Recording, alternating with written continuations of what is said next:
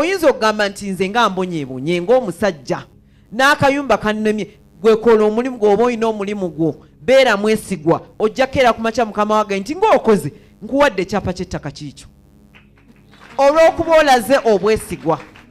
Abantu abasinga obwesigwa ku buvunaanyizibwa bwe babawadde bubeera butini. N'olwekyo kyo njagala nkibasibirire mubeere n'obwesigwa.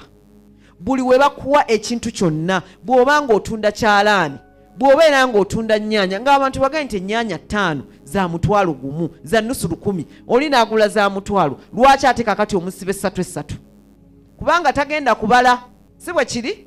Mbasaba mubeere beesigwa mu bye mukola ki bw'onoobeera omwesigwa mu ebyo ebitini Katonda tajja kukolera biki binene agenda kukolera ebinene bingi.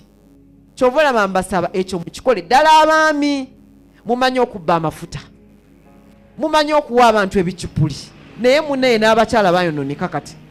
Abakyala babbi oyinza okutuula naye n'akubbako akasimu mu kyaki mwennyini babbiramu obusimu nimbye bannange. Kakati maami mbasaba obwesigwa mubeere nabo.